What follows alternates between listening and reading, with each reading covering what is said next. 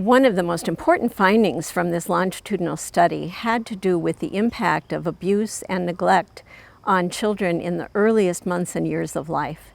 And, we really didn't know that much. There hadn't been that much good research that really started very early in a child's life. But our study very clearly showed that when children are maltreated in any of those ways in the early months and years of life, the consequences are huge and they're very long-lasting, right on up into adulthood. And the thing about emotional neglect is that it's not easily detected by people. And babies can't speak up and say what's happening to them.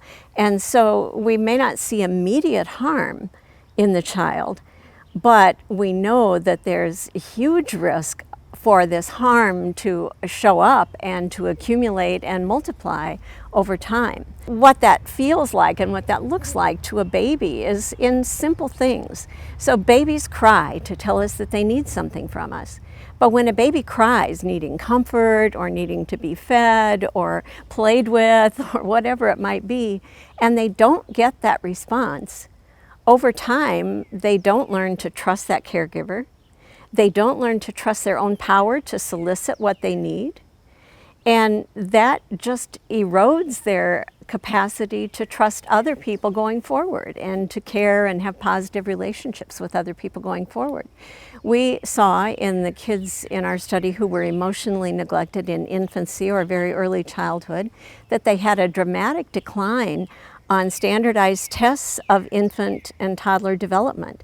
From 9 months to 24 months, these kids dropped significantly in terms of their ability to think and perform basic cognitive tasks and problem-solving tasks, which was something that really had not been documented before. But we need to understand parents and what they're bringing to that equation of the relationship with their child if we're going to make a difference. And so we can't just tell them the right thing to do.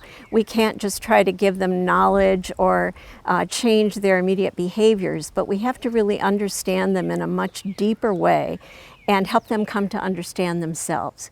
And some of the ingredients of that are definitely building knowledge, particularly knowledge of child development. A second thing that is very important is having support for yourself as a parent. Emotional support in particular. It's very hard to be a good enough parent under any circumstances. It's the hardest thing I've ever done. But it's much harder when you don't have a support system for yourself. And a third factor that's really getting to the deepest issues has to do with how you were treated in your own childhood. In 1986, Byron Eglin, the same professor I referred to before, worked with me to develop what we call the STEEP program, Steps Toward Effective, Enjoyable Parenting. And that program, is similar to many other programs that are operating around the country and, in fact, around the world now. But ours was one of the very first that was grounded in a deep understanding of attachment theory and research. It was guided by that earlier longitudinal study that really informed how we approach the parents. What we've learned from 34 years of adapting this program and seeing how it works in different contexts is going back again to that idea of relationship-based work, but really meeting the parents where they are and doing the skill building, the knowledge building, strengthening support networks, but then really zooming in on what we call looking back and moving forward.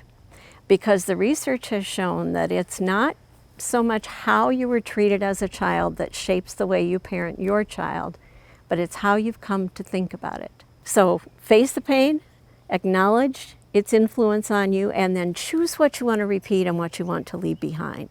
So if you don't mind, I would like to kind of wrap up my comments by just sharing something that has to do with a baby boy who came to my attention quite a few years ago when I was doing this work in the community. He was 7 months old when he was having seizures at home.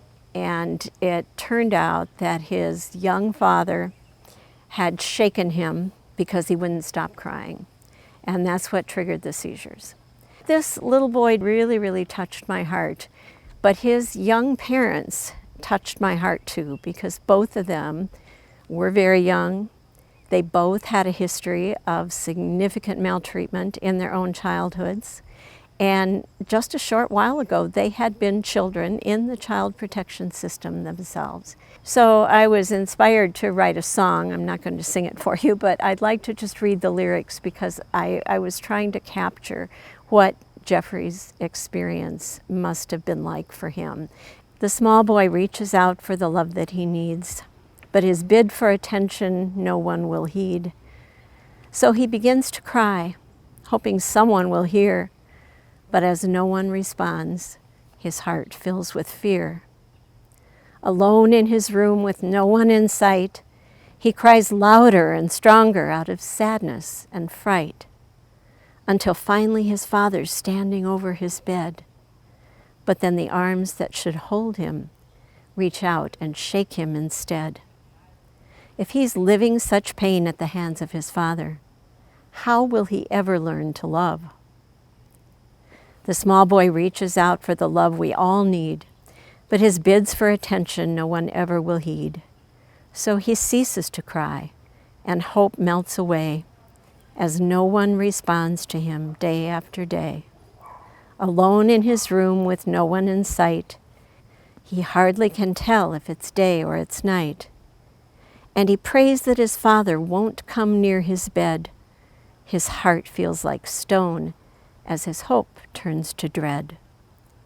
If he's living such pain at the hands of his parents, how will he ever learn to love? And I would say to all of you who are listening, we are the answer to that question. How will he ever learn to love?